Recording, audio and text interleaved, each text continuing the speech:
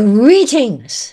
Thanks to everyone for coming out to our group author reading.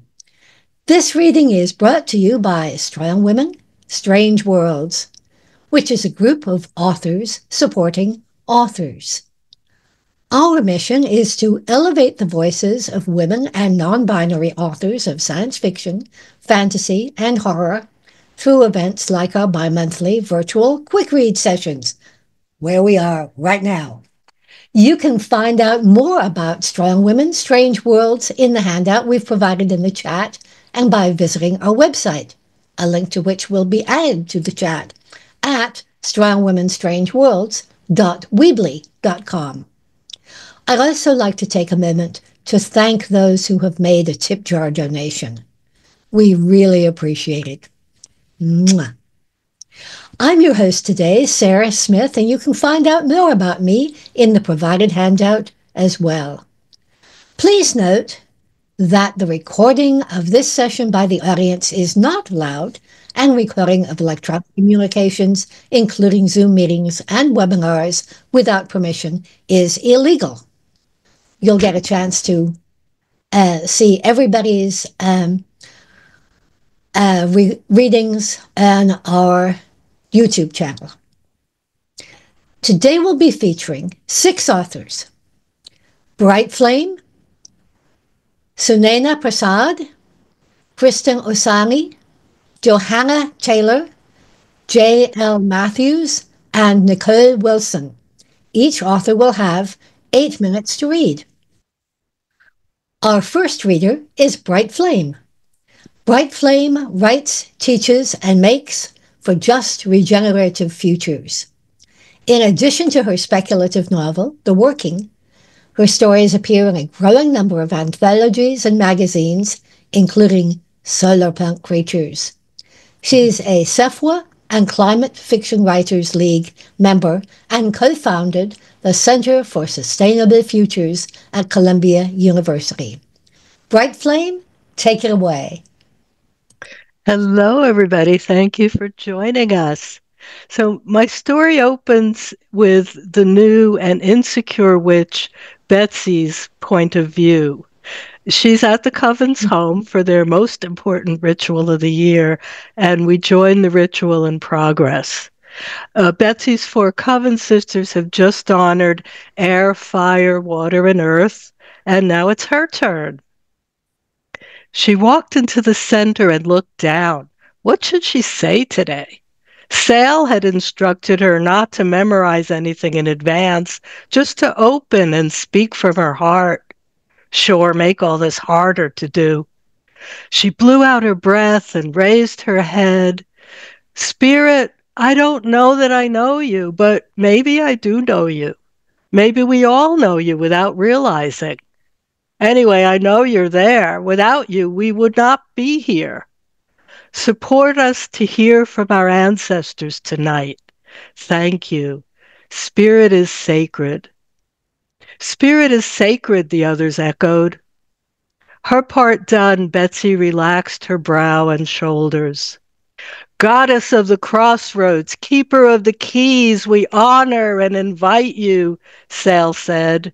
Please permit us to travel to our ancestors and return safely. Grant us a magical connection on this night when the veil between the worlds is thin. Hold your torch and light our way. Betsy joined in as the women walked a slow circle, whispering, Goddess of the crossroads, keeper of the keys. The seconds crawled as they chanted, Goddess of the crossroads, keeper of the keys. Sale raised her arms, bringing them to a halt. She is here. Betsy had no sense that the goddess had actually appeared, but praying for her help was a good thing, just in case this was real and they would truly cross to the ancestor realm. This was her first ritual involving dead people, but she wasn't scared.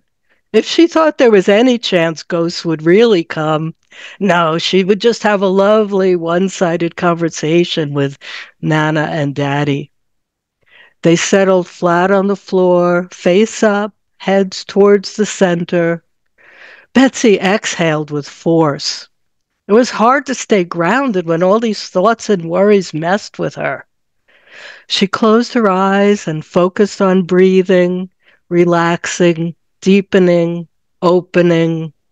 Now the part that separated her from her coven sisters, the part where she would imagine along, taking cues from what the others said aloud in trance as they sent their spirit bodies towards the entrance they pictured in the middle of the circle, a stairway leading to the astral realm, literally feeling themselves go while their physical bodies remained in the living room.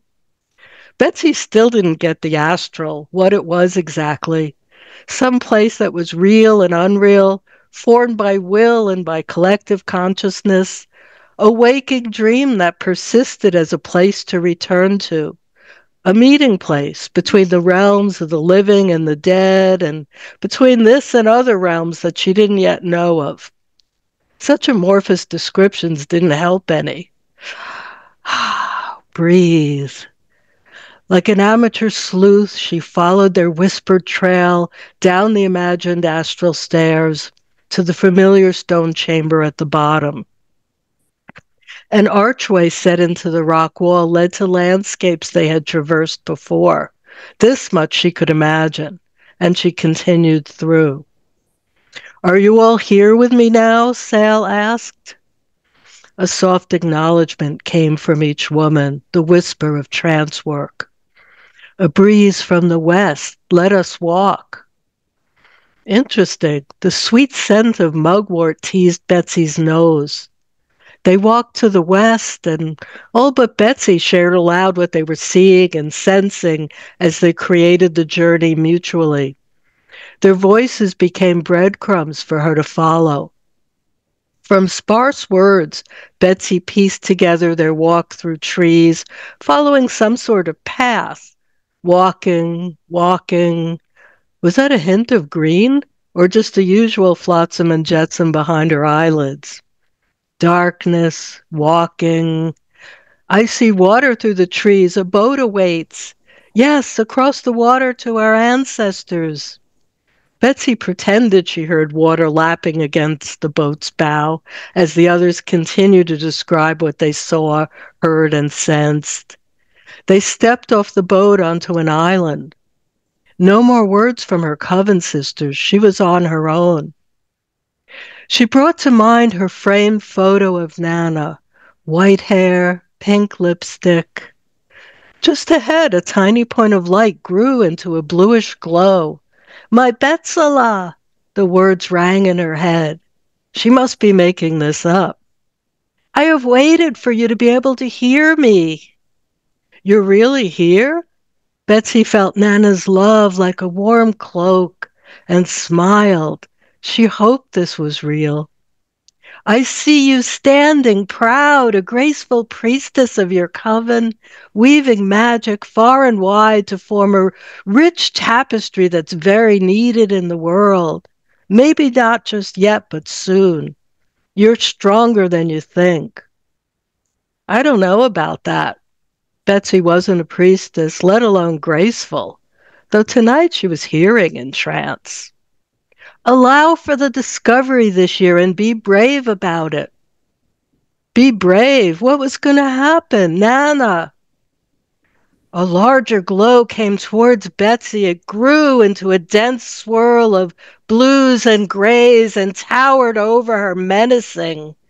A chill ran up her spine like an icy finger. This was no loving ancestor. "Come," this thing commanded.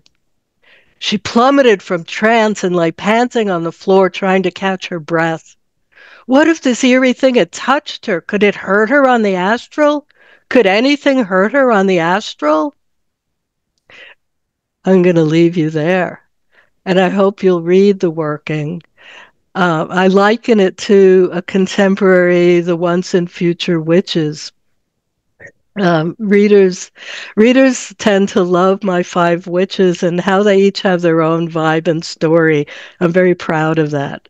A recent reviewer hailed my book as a blueprint for creating the world we want. And we authors are so grateful when readers leave reviews on the big site. Hint, hint. So I'm giving away a digital copy of the working. Sign up while we're in Zoom land here, and hopefully you'll win a copy. And consider requesting it from your library. Thank you, everybody. Oh, thank you, Bright Flame. Thank you for dreaming the future we'd like to have. Our second reader is Sunaina Prasad. And why is my camera going bad? All right, let's start that over again. Our second reader is Sunaina Prasad. Hello, everybody. So, sorry about the light, but this is the book I'm going to be reading from.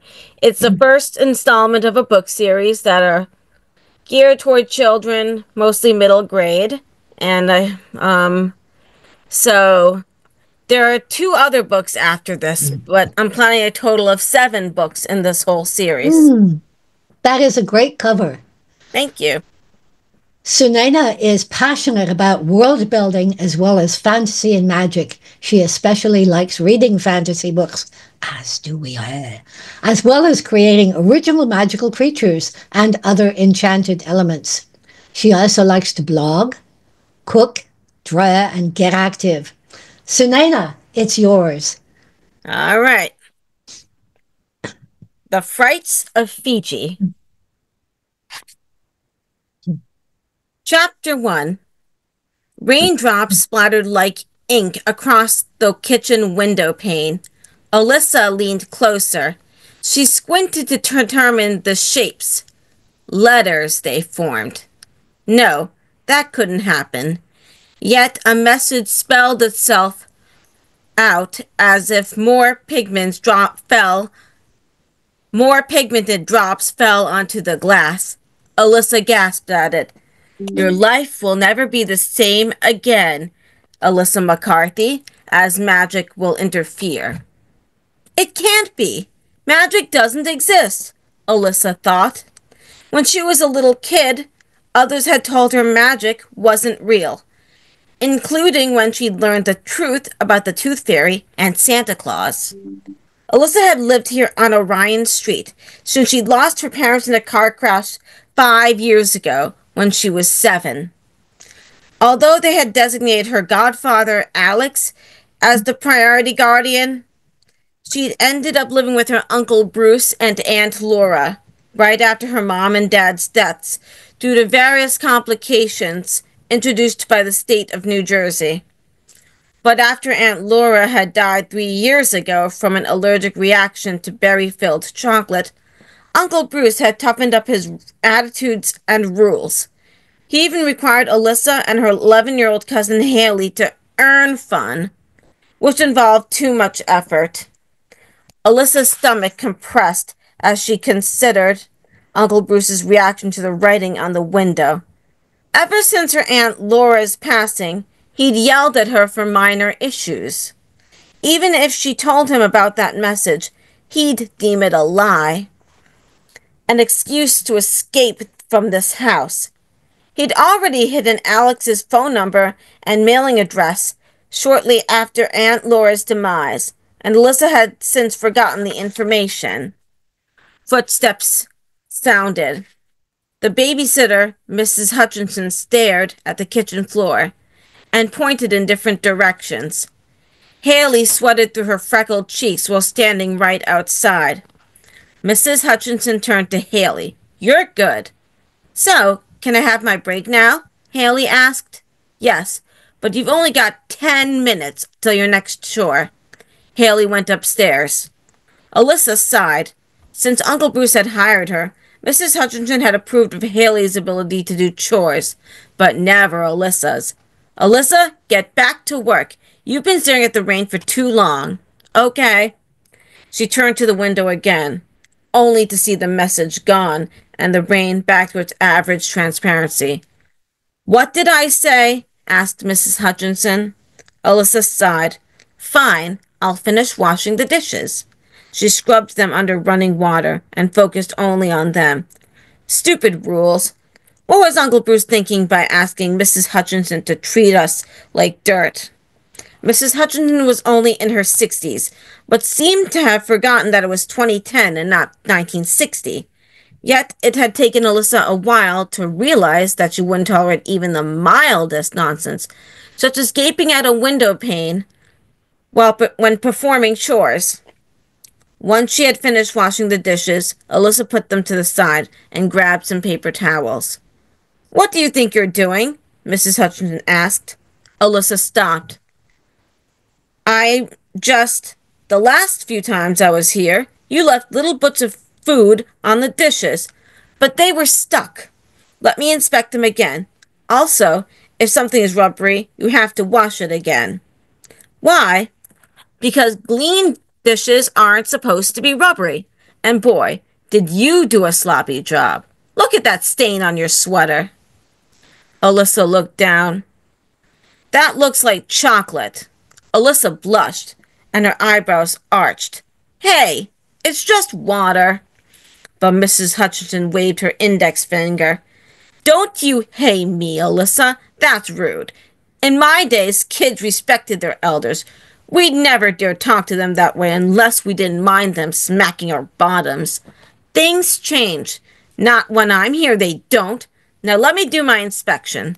"Great! An inspection." Alyssa crossed her arms and tapped her foot. She wanted her break now. She wished to read, rest, make lanyard designs. Anything but watch Mrs. Hutchinson. "Mrs. Hutchinson," she asked, "whatever you need to say, wait till I'm done." Alyssa inhaled and exhaled. Mrs. Hutchinson picked up a dish, ran her finger down it, and rubbed it. She then put it down, nodded, and told Alyssa, "You're good. Now what did you want to tell me?" If I tell you, can you not give me a hard time?" "If it's something stupid, it's not," Alyssa breathed. The raindrops turned black for no apparent reason and formed writing on the window and said that, "Nonsense." Mrs. Hutchinson crossed her arms and glared at her. Alyssa leaned back. "No, really, it was there. There was nothing there when I came, and there's nothing there now. So don't tell me stories." "But it's not a story. I don't want to hear any more. Now it's time for your next chore." "Aw, but I wanted my break." "Too bad. You've got to go vacuum the living room." Alyssa dragged her feet toward the vacuum in the corner and took it. As she cleaned, she thought about that writing and how Mrs. Hutchinson wouldn't believe her. She couldn't imagine anyone else accepting the window pane's writing either. Mrs. Hutchinson had watched her and Haley for 3 years, and not once had she smiled or assisted with anything. After cleaning the carpet, Alyssa checked for remaining specks, and when she didn't find any, she put the vacuum away. "Haley, you and Alyssa need to go get the mail now." Mrs. Hutchinson faced the staircase. "Coming!" cried Haley. Another rule Uncle Bruce had placed on Alyssa and Haley was that they could only go outside together. He worried about people taking them, even though Alyssa would turn 13 next month. But that rule had been placed because a few months ago, Uncle Bruce had heard about a 17-year-old boy who had been shot while skateboarding in his neighborhood. That had shocked Alyssa, since it had occurred here in Bursnell, New Jersey, in which many considered a safe town. She and Haley had trouble believing that and assumed that Uncle Bruce had only stated that to restrict their control even more. The two started putting their raincoats on, until Mrs. Hutchinson said, "It stopped raining outside." "Already?" asked Alyssa. "Yes," Mrs. Hutchinson said, and went to the bathroom. The girls headed to the mailbox, and Alyssa pulled out the mail. But as they returned, mud bubbled from the ground, about halfway between the end of the driveway and the house. It piled up, resembling horse manure, around a couple of feet wide and a few inches tall. It grew as more soil emerged. "Alyssa, what's going on?" Haley asked. "No idea." The dirt stopped piling, but it still bubbled, and the bubbles spread all over the pile. They stopped popping up and down, as they expanded, Alyssa and Haley gasped. They kept their mouths open as the bubbles merged into a single huge bubble. Haley and Alyssa stepped back as the now giant bubble swelled. And then it popped. The explosion threw bits of exploding mud on the girls, and they shrieked. A glowering Mrs. Hutchinson opened the door. "What the heck have you two been doing? You were supposed to get the mail, not have a mud fight." "There was a big mud bubble, and it exploded," said Haley. "And where was it?" asked Mrs. Hutchinson. "Right there." Alyssa pointed to where it had happened, only for the dirt to have dried. "Complete garbage," growled Mrs. Hutchinson. "Get inside." The girls returned inside, removing the mud from their hair. Alyssa could spot the mud in their straight, pale blonde tresses. Unlike Haley, who likely needed more patience to search for globs in her elbow-length red locks, but Alyssa's hair fell a few inches past her hips, so cleaning out the mud would take longer, even with the shorter layers in the front. Mrs. Hutchinson breathed. "You girls are so—" "We saw it happen," yelled Haley. "How could dirt just explode?" Mrs. Hutchinson stomped. I think it was magic," exclaimed Alyssa. "There's no such thing as magic," screamed Mrs. Hutchinson. "Alyssa, you're 12 years old. You're too old to say things like that." "But nothing else can make mud explode," Alyssa said. "Mrs. Hutchinson, we swear it did," whined Haley. "Enough," snapped Mrs. Hutchinson. "You and Haley go upstairs and take showers." Alyssa followed Haley with her arms crossed. "Alyssa, can I shower first?" asked Haley. "Sure." And that's where I'm going to stop it. But yeah, I don't know if I offered a giveaway. Well, you can certainly give a copy away. That was fun. I can do that. Mud Magic in New Jersey. Thank you. Our third reader is Kristen Osangi. Kristen Osangi is a queer fantasy writer who lives with her husband in northeastern Japan, where she works as a freelance Japanese to English translator when she's not wordsmithing, or working on Nordic cross-stitching, or cuddling her 2 cats, or standing in a rain of watermelon. The Extravaganza Eternia is her first book-length publication. Congratulations, Kristen, and take it away. Thanks, Sarah. So the Extravaganza Eternia is dedicated to my family, chosen and found. I'd like to dedicate this reading specifically to my host mom, who not only made me feel welcome my first summer here in Japan 15 years ago, but like I had a home. She passed away suddenly a few weeks ago, and April 17th would have been her 55th birthday. Nishina mama, arigato. Chapter 1. Lathan should have known that mystic was scamming her when he promised it'd be easy to break her curse. The thought pinballs around her head as she sequesters herself in an empty corner of the big top backstage, as far from the other troopers as she can get. Chest heaving from her cross-city dash to the circus, eyes burning from sweat and tears she refuses to shed, she digs into her skirt pocket for her compact. She should have known. She had known, but she'd ignored the instinct, as she always ignores instincts that spring from the part of her life before she was cursed, a part she won't remember. Thank fuck. Rennie's tenor trill cuts through the melange of orchestral music, laughter, and frenetic chatter. The star of the Extravaganza Eternia billows towards her, resplendent in aurora borealis swirls. Shimmer powder dusts his dark calla lily skin. His flowing midnight locks are wrapped in ribbons and crowned in thin silver moonbeams. Lathan's ragged heart leaps at the sight of him, but she shoves it back down for its own protection. You're here. I'm here every night. She keeps her voice neutral, not too sardonic, not too casual. It could be a statement of fact, or a joke, whatever Rennie wants to read into it. You never cut it this close to curtain. There's no anger or accusation in his tone, only concern, which is worse. Lathan reminds herself Rennie shows concern for every trooper in the Extravaganza, regardless of the nature of their connection, or lack thereof, that he takes his responsibility for their well-being too seriously. What happened? Nothing. Avoiding the worry creasing his brown eyes, Lethan flips her compact open, angling the pearlescent clamshell so he can't see she only has enough Lahillan power left to weave a single costume change. Static electricity curls up her nose, notes of vanilla and petrichor tingling through her body. Showtime.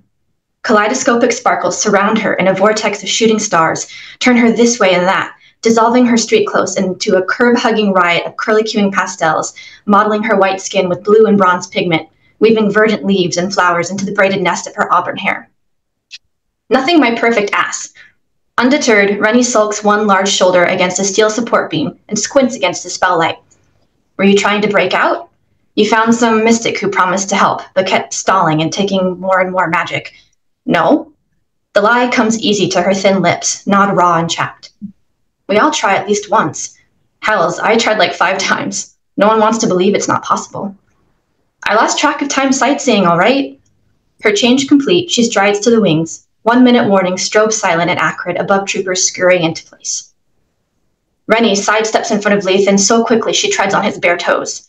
The mostly apologetic, partly irritated profanity on the tip of her tongue shrivels when he whispers, "You're still wearing your pendant." "I'm not," she rasps, but her hands fly to her chest, where the low V of her costume leaves, dangling in plain view, the pendant that confines her curse. Hot, visceral horror pulses through her. Lightheaded, she clutches the marble of gold filigreed glass between clammy palms, concealing the desiccated tumbleweed clippings trapped inside, but it's too late. Rennie saw. "I didn't see," he insists, gaze pointedly on the rafters 30 feet overhead. "Just the light glinting off the chain, I swear. I put it away."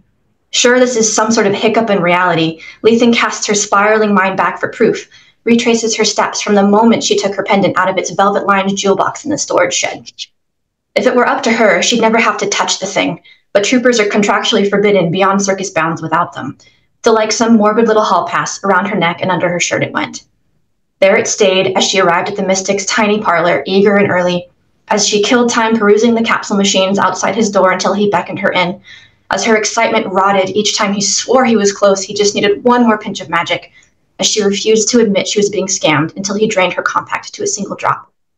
And as, in her all-consuming desperation to make the evening show on time, a show she thought she'd never perform in again, a show she'd lose her contract from missing, she sprinted straight to the big top without so much as a glance to the shed. Lethan coils to dash out the door, but the orchestra lulls and the audience hushes, and the ringmaster's velvet voice rumbles through the big top. "Fine folk and gentle guests, welcome to Y. Okuiv's Extravaganza Eternia. Please take these last few minutes before the show to silence your devices." A high-pitched buzzing in Lethan's ears blanked out the rest of Yokuiv's preamble. Even if she had magic to help her, there's no time to get to the shed. Nowhere nearby to stash her pendant, safe and out of sight. No option except to perform with it on, which isn't a fucking option at all. She'd be exposing more of herself than striding out on stage naked. The mere thought of letting herself be seen like that, a dangerous intimacy beyond anything she's let herself have in 20 years, locks her joints in place. She can't, won't do it. Which means she's not performing, which means she's about to get her third and final strike against the contract binding her to Yokuiv's circus and protection. The irony isn't lost on her that trying to break her curse is the reason she's about to be at its mercy again. Not that it'll have much mercy once it's free of its prison. She can already feel it happening, the wind raging around her, flaying her flesh into brittle twigs, breaking her bones into jagged thorns, and drying her blood into sticky sap, crushing her into a grotesque tumbleweed to snatch up and tear away from everyone and everything she knows, and that's where I'll leave it. If you'd like to know what happens, you can enter today's giveaway for a chance to win a PDF copy of the uncorrected digital proof, and it's also available directly from my publisher, Ghost Orchid Press, bookshop.org, your local indie bookshop, or you could request it from your library. Thanks, everyone. Thank you, Kristen. Marvelous reading, marvelous story, and many people have expressed sympathy. Thank you. I really appreciate it. Our fourth reader is Johanna Taylor.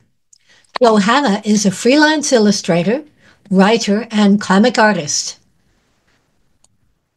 She's the creator of the YA graphic novel The Ghost Keeper, published by Penguin Teen in 2024.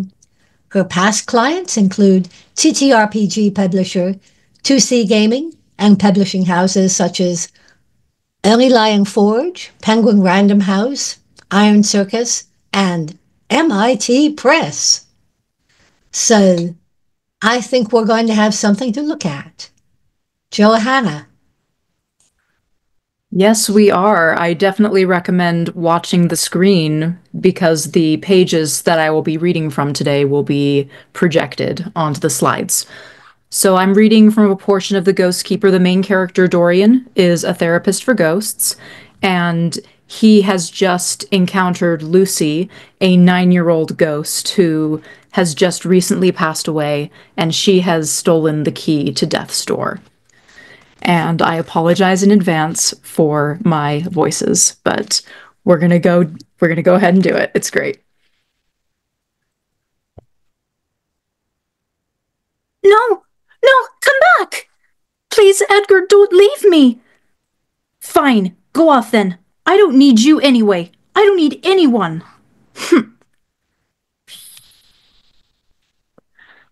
Hello, Lucy. I ran out of bread. I need some of yours. If you don't give me bread, I'll haunt you. Because I'm a go. Try some of these instead. They're good for birds. Would you like to tell me what's on your mind?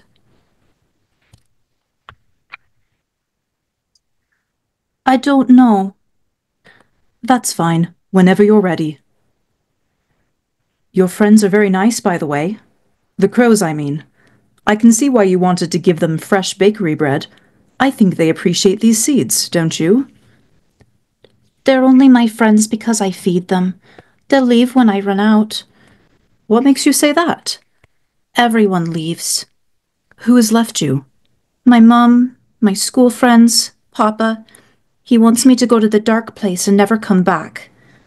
And because I'm a stupid ghost now, people can't see me anymore. Edgar and the other crows are the only ones left. If they go away, no one will be my friend ever again.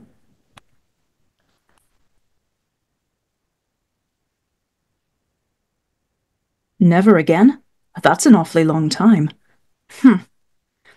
Well, I can see you. Could I be your friend? Why, so you could get the dumb key back and leave me too? You're right. I would like that key back. But also because you remind me of a girl I used to know. She knew exactly what she wanted, and she did not wait for permission to do the things she wanted to do. I admire that about both of you. I'm sorry about how I handled our first encounter, Lucy. I was so focused on getting the key and wasn't very considerate of your feelings. But that key is very important. Without it, a lot of ghosts just like my friend will be trapped in the living world. They're scared and confused, and they really need your help to put the key back in Death's Door. You don't understand! There was a beastie in the door and it was going to hurt me! But you don't care about that, do you? No one cares how I feel. So I have to go back and get eaten by the three-eyed beastie, all because Papa, a loony ghost doctor, and some other ghosts I've never met say so? You're just like him. Papa was always telling me what to do too. Stay in your room, Lucy. No critters allowed inside, Lucy. Take your medicine and never go out ever in your life. Papa didn't care what I wanted to do because he wanted me to stay up in bed all day like a wee dolly. Tell me more about that. The night that I died, Papa told me that he would follow me. He said he would go on a journey with me to a magical place and we would walk to Death's Door together. But when I opened my eyes, Papa wasn't there. I was all alone in a dark, muddy place full of whispers and starlight.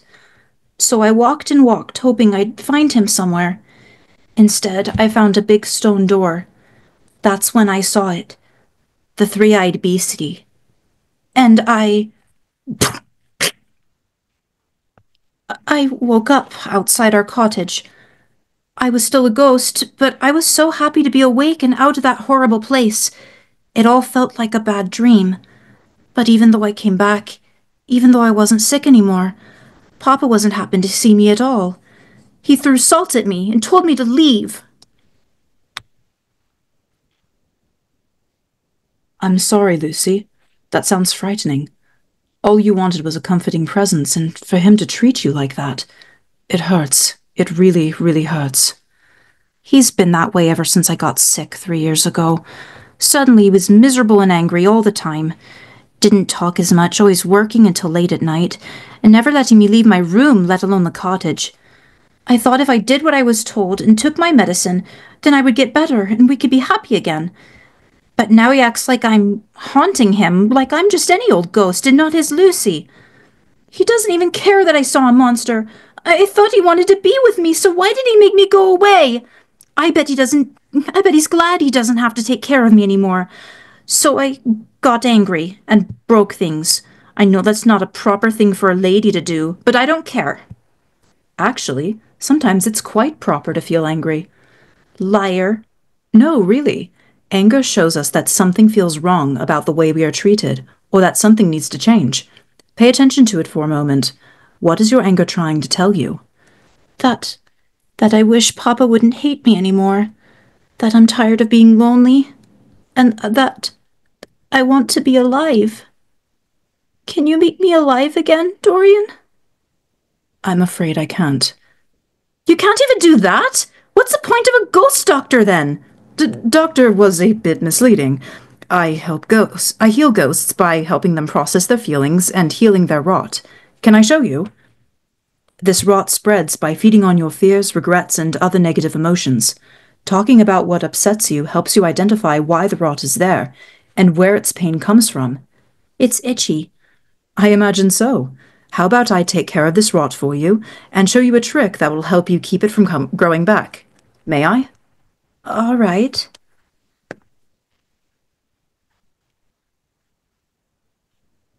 Whoa! Your hand feels like a hand! I don't pass through. Yes, ghosts can only touch the living when they're given permission to, you see. Do you know what coping means, Lucy? No. Coping is the little decisions we make that give us our control back. When you feed the crows, you give them something they like, and in return, they spend time with you. How does it make you feel? Good. That small good feeling creates hope that everything is going to be all right. That there are little things that you can do to help you heal your own rot. But sometimes it's nice to have a little help. You're nice. I wish I'd known someone like you when I was before I was a ghost. If you teach me more ways to cope, then I'll think about maybe giving the key back. But I'm not going back to that limbo place. I'm staying here. Well, here isn't a lovely place for a ghost at the moment. Follow me. If you're going to remain here, I'll need to keep you away from the exorcists, the people wearing black beak masks. You can stay with me at the Book Rook. Why are you helping me? Because that's what friends do. And I feel like you could use a friend right now. And that is all from this excerpt of The Ghost Keeper. So I'm doing a giveaway of a physical copy of The Ghost Keeper, as well as a signed book plate and a sticker and a bookmark. So that will all be available when you go and sign up in the form. And as always, authors love reviews. Leave reviews if you like our books. Visit your local libraries, shop at your indie bookstores, and thank you for supporting authors and artists. Oh, thank you, Johanna. That was just marvelous. I'm going to look for that book.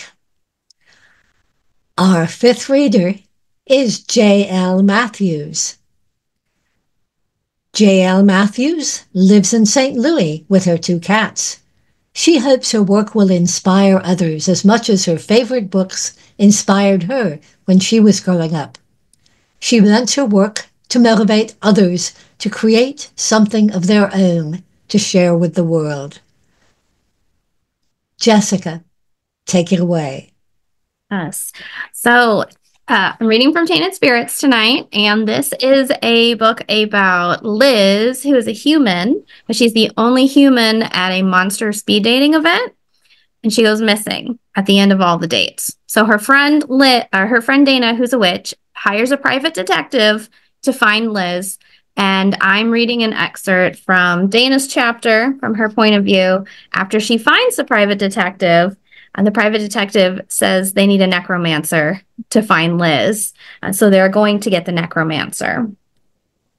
So again, this is from Dana's point of view. I don't know how to work my cameras. And the private detective's name is Nick Shade. Shade's necromancer friend lived bygone days in an honest-to-goddess nursing home. His shop was in the closet of his room. What in the actual fuck? Don't make that face, my love. Despite his condition, Rune is still the best necromancer this side of the Mississippi, Nick whispered and kissed the back of my hand. I was not reassured. I wanted my old life back. You know, the one where I was presumably the worst kind of influence on my missing friend. I mean, that was my guess anyway, since I couldn't actually remember her. Just the feel of her. Like something inside of me was no longer duct taped together because of her absence. I figured if we both acted like I do regularly, we would have been dead in some random gutter somewhere a long time ago. Since she was the only one missing, presumably kidnapped, and I was fine, except for the whole forgetting chunks of my life, which, let's face it, could have been the alcohol and not the spell, I figured she was an upstanding citizen who put up with my shit for some unknown reason. Poor girl. Everyone deserved better than me. I watched Nick's tail idly swing back and forth, mesmerizing me like a pendulum in the hands of a skilled hypnotist. He thought he was no good for anyone because he couldn't save his last partner. He spent a lot of time helping people to make up for the one he failed. Astonishingly, Nick wanted to be better, even though, as a demon, being good went against his true nature. I knew I was the worst, and I had no idea how to fix it, so I didn't even try. I had let down too many people in my life. No amount of penance would save my soul. I would never be helped because I don't want to be. I'm too comfortable in my own demise. Nothing would change that. Not even a set of black eyes, coupled with horns, attached to the body of a Greek god. Dana, this is Rune Nightfell, the blight of the living dead. Nick gestured to a steadily graying gentleman, looking more towards the floor than at me due to the curvature of his spine. Rune leaned heavily on a walker, shuffling closer to me, tennis balls scraping the hardwood floor, their fuzzy neon yellow shells catching on each splinter of wood. I smell death on you. He lifted his wrinkled face. You wear the loss on your skin like a grim straitjacket of melancholy. His eyes were so clouded over with age, I was surprised he could see me, even standing as close as he was. I stiffened. How did he know? My past transgressions had been swept under the proverbial and literal rug of the Council of Seven. Even if someone knew something had happened, they would never know exactly what. The dark magic that coursed through my veins a few years ago had not belonged to me, and had been scrubbed from my blood almost immediately after my last coven was destroyed. As punishment, I would be on probation and not so secretly monitored for the rest of my life. It could have been worse. They could have jailed me without alcohol. Good thing the Council of Seven didn't care about my everyday, near-death alcohol consumption. It was the only thing making my existence remotely tolerable. I don't know what you're talking about, old man. I stepped back.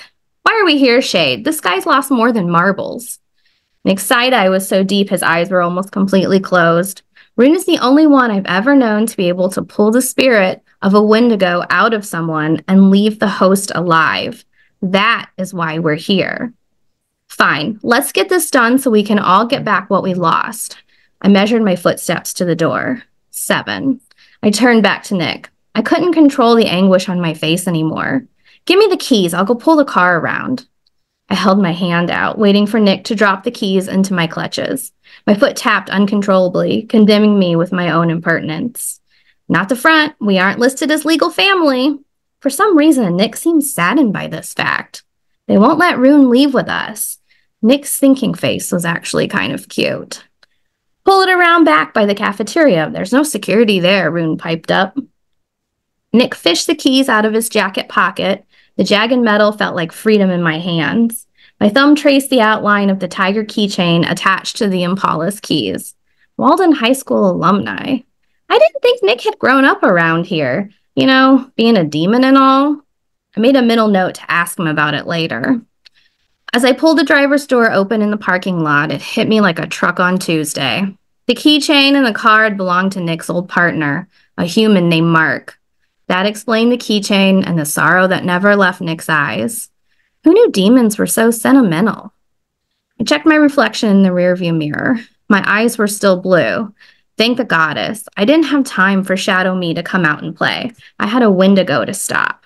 So I'm actually going to stop there because if I go any further, you'll just get confused. This is an ensemble cast. So each chapter is a different person from a different person's point of view. And I am giving away either your choice of a paperback copy or an ebook, because I know a lot of people prefer ebooks. So definitely sign up on the giveaway form.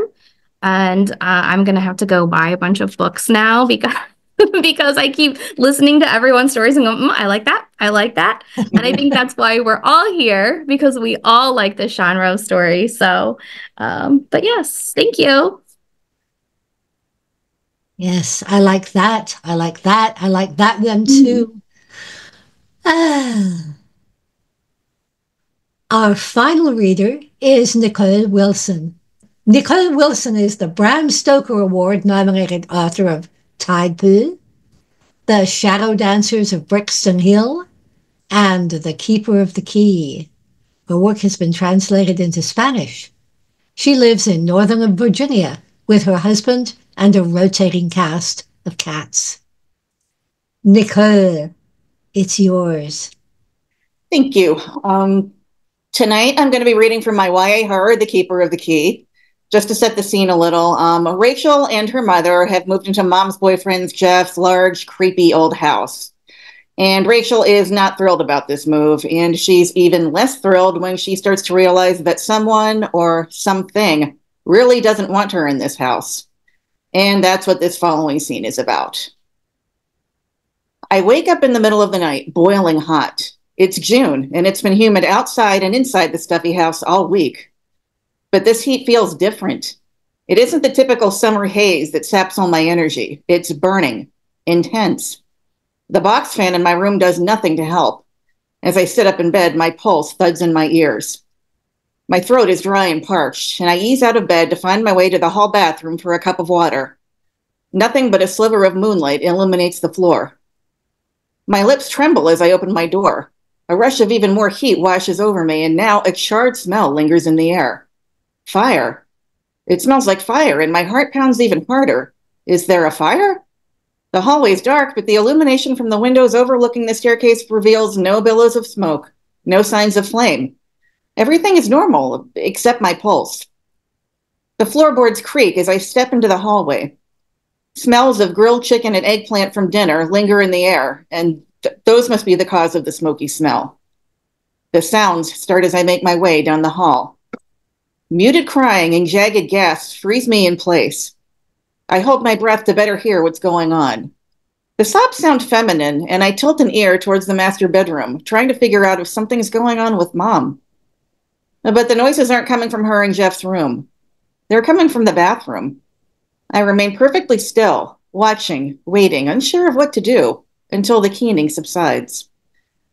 The silence that follows is as thick as the baking heat on my skin. I swallow hard, hold my breath, and take slow, cautious steps towards the bathroom. Is Mom sick in there?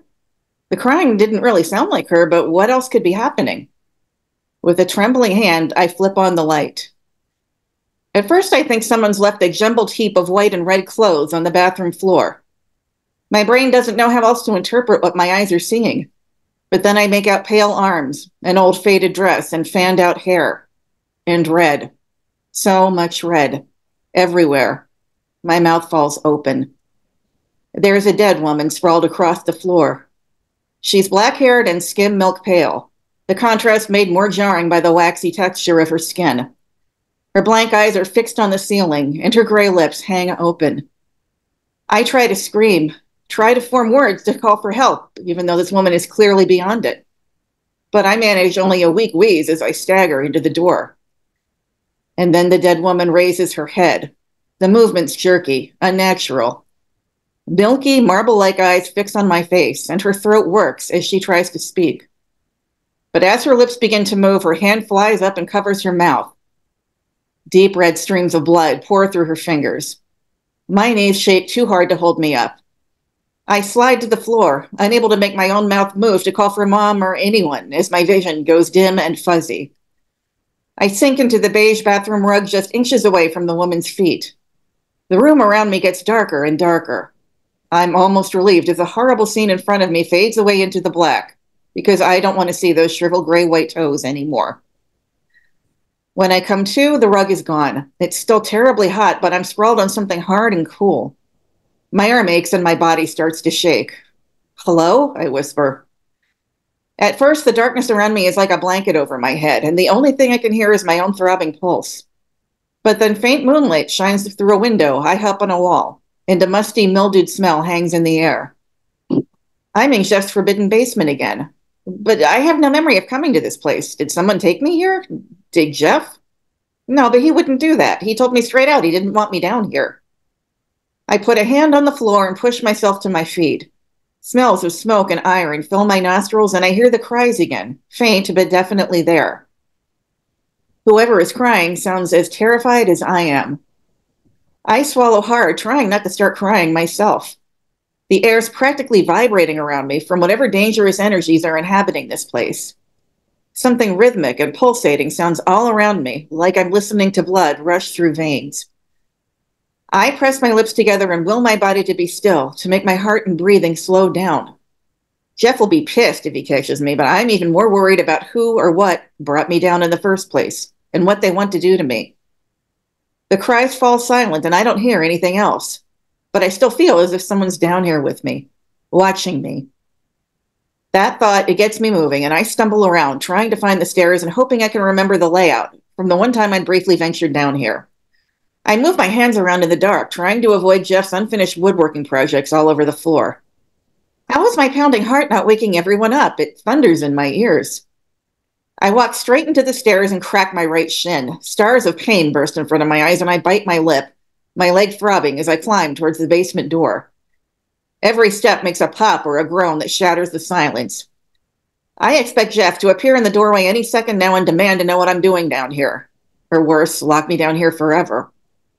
Halfway up the steps, just when I think I'm almost home free, something touches me. Things that feel like icy fingers brush against my ankle, and I almost chomp my tongue in half, trying not to scream. They sweep against my foot once, twice, as if trying to get a good grip on me and pull me back downstairs. And that's it. I'd rather deal with a pissed off Jeff than with whatever's trying to trap me down here. I yank my foot free and kick sideways for good measure, hoping to knock back the thing trying to grab me. Cold fingernails scrape my skin as I hurry up the rest of the steps.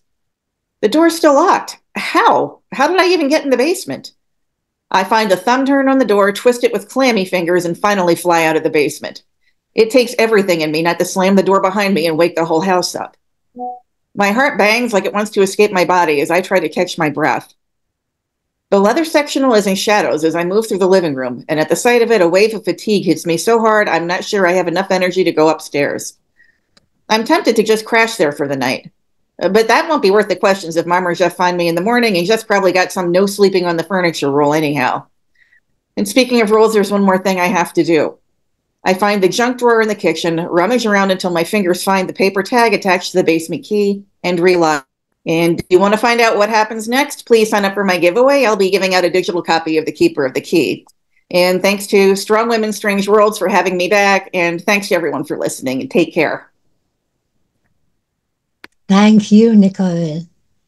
And thank you so much to everyone who came today.